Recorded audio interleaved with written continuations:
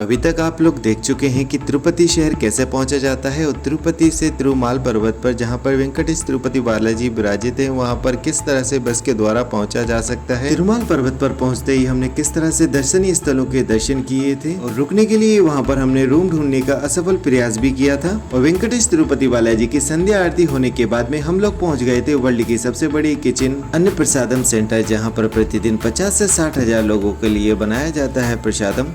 तो आज के इस महत्वपूर्ण वीडियो में हम लोग दर्शन करने के लिए जाएंगे मंदिर परिसर के अंदर वेंकटेश तिरुपति बालाजी के।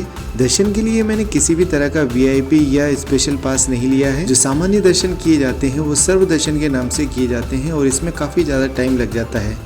तो मेरा नाम है संजय सिंह और आप लोगों का तहे दिल से स्वागत करता हूँ आपके अपने यूट्यूब चैनल जकूस्त में। तो वेंकटेश तिरुपति बालाजी की संध्या आरती में शामिल होता हूं और बाहर से ही मैं इस मंदिर परिसर के दर्शन करता हूं, जो कि बहुत ही भव्य लग रहा था। तिरुपति बालाजी की गर्भ गुफा में आरती करने के बाद में आरती को यहां पर लाया जाता है और यहां पर रख दिया जाता है सभी भक्तों के लिए, जो कि तिरुपति बालाजी के मुख्य द्वार के बिल्कुल सामने है और यहाँ पर नारियल भी भेंट किया जाता है।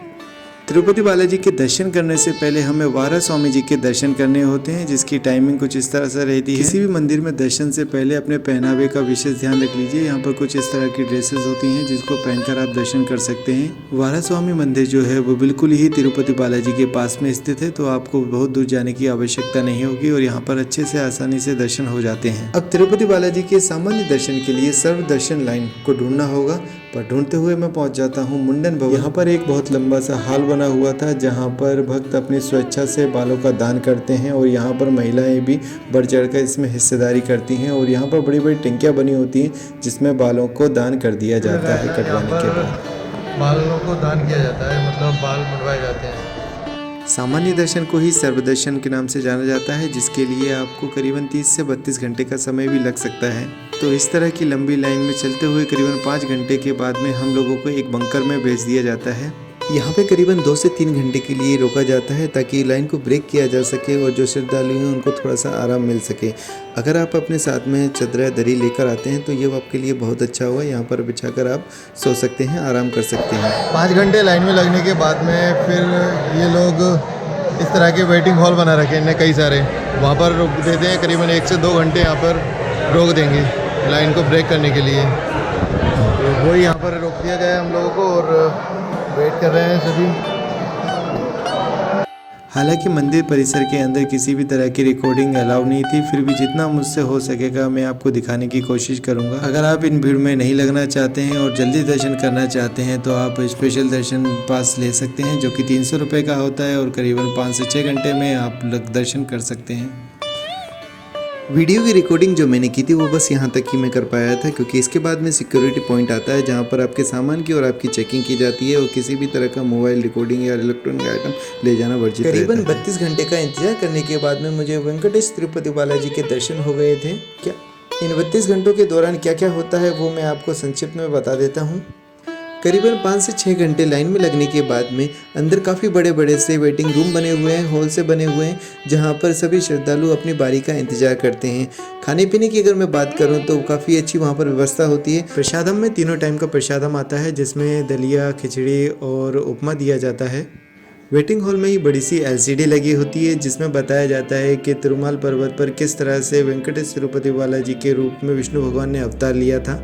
रात होने की वजह से मैं आपको दिखा नहीं पाया था कि सर्व दर्शन की लाइन कहाँ से लगती है। तो ये जो गेट देख रहे हैं यहाँ से सर्व दर्शन की लाइन लगती है, मतलब कि फ्री वाले जो दर्शन होते हैं वो यहीं से होते हैं। क्या आपको पता है कि यहाँ पर विष्णु भगवान ने वेंकटेश तिरुपति बालाजी के रूप में अवतार क्यों लिया था?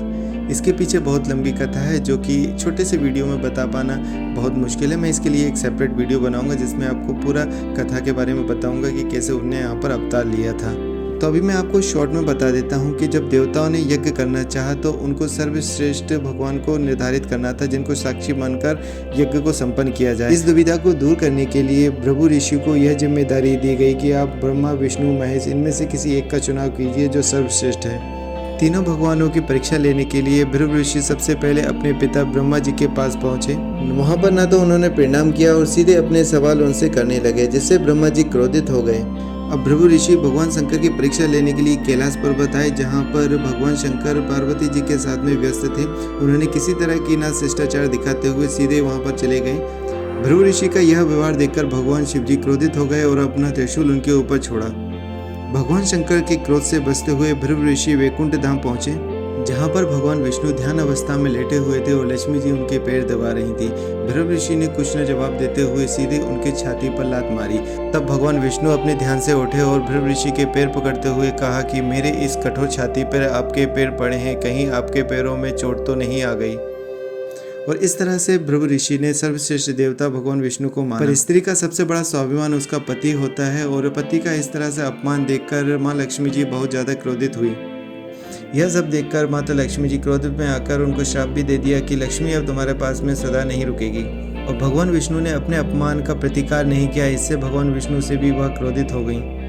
और जब भगवान विष्णु ने पृथ्वी लोक को बचाने के लिए वारा स्वामी का अवतार लिया, उस समय माँ लक्ष्मी जी वैकुंठ लोक छोड़कर उन्होंने पृथ्वी पर आकर अवतार लिया। जब भगवान विष्णु वापस से अपने वैकुंठ लोक आए तो उन्होंने माँ लक्ष्मी को नहीं पाया।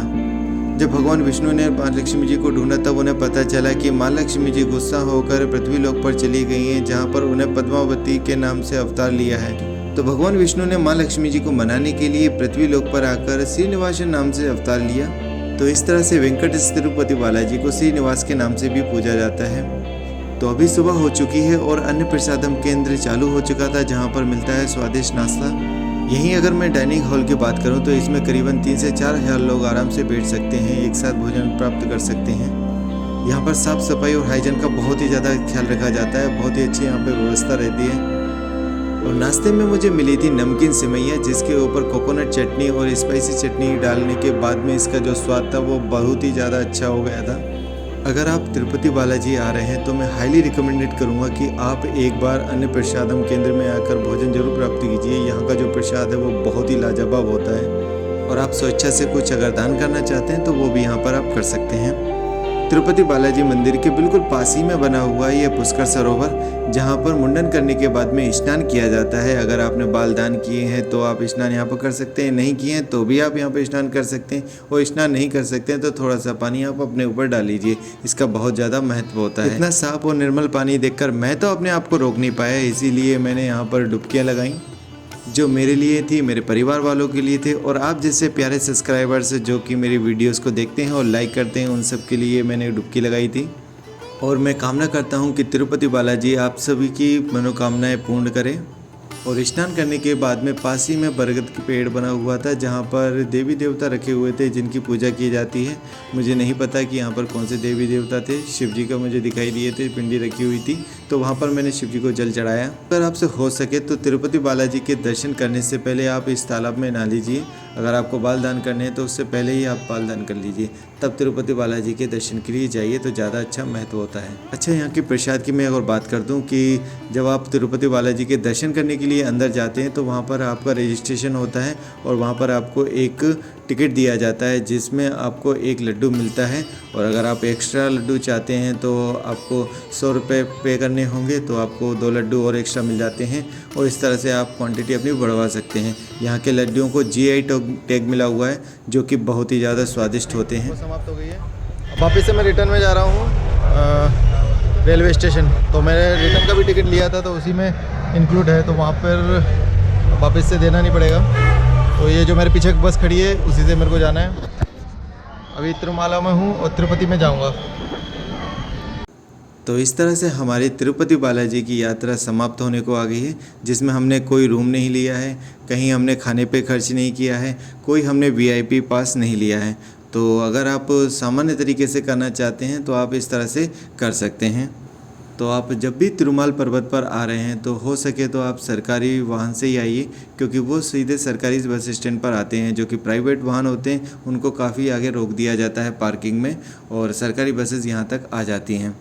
रास्ता पहाड़ी पर होने की वजह से बहुत ज़्यादा घुमावदार है, काफ़ी ज़्यादा अच्छा लगता है यहाँ पर आते हुए और जाते हुए भी।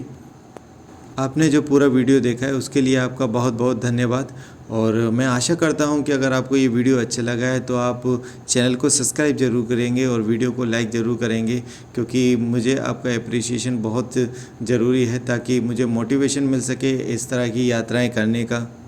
तो तिरुपति शहर को घूमने के बाद में अब हम लोग जाएंगे दुबई के लिए। जो कि बहुत अच्छी सिटी है, बहुत सुंदर सिटी है। वहाँ पर मीनाक्षी मंदिर है, वहाँ पर एक्सप्लोर करेंगे। तो इस तरह से हमारी आगे की यात्रा रहेगी। उसके बाद में चेन्नई के लिए जाएंगे, तो आगे बहुत कुछ अभी आपको देखने को मिलेगा। तो इसीलिए आप वीडियो को लाइक ज़रूर कर दीजिए और चैनल को सब्सक्राइब तो आपको करना ही है अगर अभी तक आपने नहीं किया है। Thank you so much for watching.